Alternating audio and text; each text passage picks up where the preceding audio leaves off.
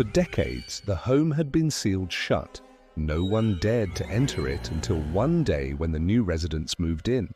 But what they found inside will make your blood run cold. Welcome back, I'm here, and today we're exploring another terrifying paranormal case. After years sealed shut, the house was reopened, but everything inside seemed untouched by time. What the new residents found would haunt their nights. If you enjoy scary stories, then make sure to subscribe so you don't miss any of our spine-chilling episodes. Alright, let's begin. A woman who had recently inherited her grandmother's estate in New England was shocked to discover that she had also inherited a house. The house was in a small town about 30 minutes from where the grandmother lived. It wasn't until after her funeral that the woman decided to visit the house for the first time since she was a child. She took her husband with her to help carry out her late grandmother's final wishes. Her grandmother had wanted the house to be cleared out and sold. When they arrived, they could tell right away that this place hadn't been touched in decades. They opened the front door and were immediately hit with an overwhelming musty odor like old books, decaying wood, and stale dust. As they stepped further into the entryway, they noticed that the floorboards creaked ominously beneath their feet. The couple felt uneasy, as if someone or something was watching them from the shadows. They began to explore further, each room being more dilapidated than the last. Cobwebs hung in thick, heavy drapes from the ceilings, and furniture was covered in sheets, as if waiting for someone to return and resume life as normal. The air grew colder the deeper they ventured into the home.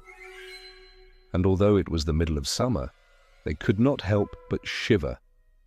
As they reached the top of the stairs, they noticed a rocking chair moving by itself. At first, they thought it was just a trick of the light. But then the rocking grew faster and louder, and they saw that there was no one in the chair.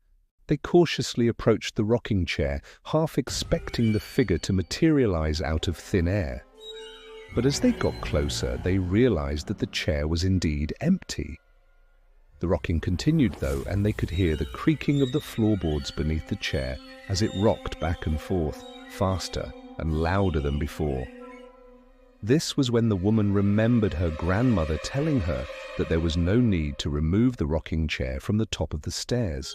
It was an antique passed down from her great-great-grandmother, and it was to remain in the house at all times. Suddenly the rocking stopped, and a cold breeze swept through the hallway, sending chills down their spines. Was it the ghost of one of the former residents? Or was there something else lurking in the shadows? The couple stood frozen, unsure of what to do next. Then they heard footsteps above them. They knew they weren't alone. They ran downstairs, desperate to escape the house. But as they reached the front door, they felt an icy cold hand grip their shoulders. They screamed and turned around, but no one was there. They looked at each other, shaken to their core. They fled the house, never looking back. Later, they returned with a priest to perform an exorcism. But as soon as he stepped inside, he began to shake uncontrollably. He claimed that there was a dark presence in the house and that it was growing stronger. The couple was horrified, but determined to rid their new home of its evil spirits. After performing the exorcism, the priest left, and the couple returned to the house alone. But they couldn't shake the feeling that they were being watched. Every time they turned around, they could have sworn they saw a shadowy figure standing in the corner of their eye, but when they turned back, there was nothing there. They tried to ignore these feelings, but as the days went on, the activity only intensified. Objects began to move on their own, doors slammed shut, and whispers echoed through the halls at night. One night they were awoken in the middle of the night by the sound of footsteps pacing back and forth in the room above them. They could hear the floorboards creaking under the weight of unseen footsteps, getting louder and more frantic, until suddenly they stopped. Then silence fell over the house once again. But the footsteps weren't the worst of it. Sometimes they would wake up in the middle of the night to find their bed shaking violently as if someone were trying to crawl underneath it.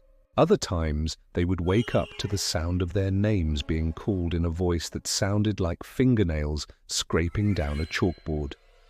When they told their friends and family about these experiences, they were met with skepticism. Some thought it was all in their heads. Others suggested that they should just get used to it.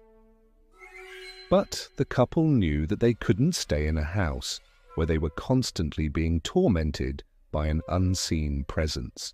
They decided to contact a paranormal investigation team to see if they could help them uncover the truth behind the haunting. The team set up cameras and other equipment to capture any evidence of paranormal activity while the couple slept. And what they captured on camera was beyond anything they could have imagined. In the middle of the night, they captured the shaking bed and even heard the whispering voices calling their names.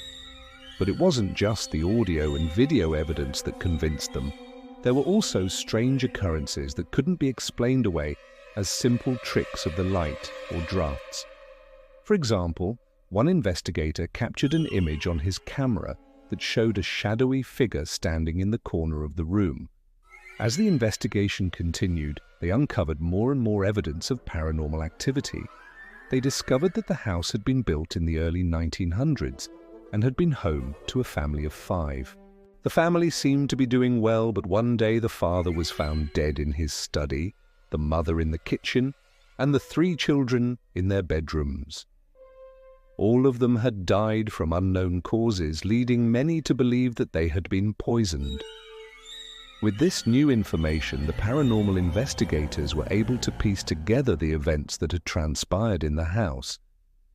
They believed that the presence in the house was that of the family, and they were trying to communicate with the investigators to let them know what had happened to them. The investigators were able to use this information to help the spirits find peace and move on. And as they worked, the couple felt the torment in the house begin to subside. But it wasn't easy. The spirits were angry and vengeful, and they fought against the investigators every step of the way. There were times when the investigators were almost injured or worse, but they pressed on, determined to help the spirits find peace. Finally, after months of work, the investigators were able to lay the spirits to rest. The house was finally quiet, and the couple could sleep soundly in their beds at night. They had won the battle against the paranormal, but the scars of the haunting remained. They could still feel the presence of the family in the house, but now it was a peaceful presence. They knew that the spirits were at rest and that they were safe in the house. The couple decided to stay in the house, and they made it their home. They filled it with love and laughter, and the spirits of the family seemed to approve. To this day they live in the house, and they have never regretted it. They know that they were chosen to help the spirits find peace, and they wouldn't trade that experience for anything. But if you ask me, I think it's time for them to move on. Why would anyone want to stay in a house where so much tragedy occurred? And why would they want to be haunted by the spirits of the family who died there? I mean, come on, it's not like they can't find somewhere else to go. There are plenty of other houses in the area that aren't haunted. So why stick around? Well, maybe they just like being haunted. Who am I to judge? Maybe they get a kick out of being scared every night. But if you ask me, I'd rather stay away from that house. I've had enough of ghosts and ghouls, and I don't need any more of that in my life. What do you think? Would you stay in a haunted house? Let me know in the comments below. And while you're there, make sure to hit that subscribe button so you don't miss any of our spine-chilling stories. Thanks for watching. I'm here. And don't forget to tune in next time for more terrifying tales. Until then, stay safe.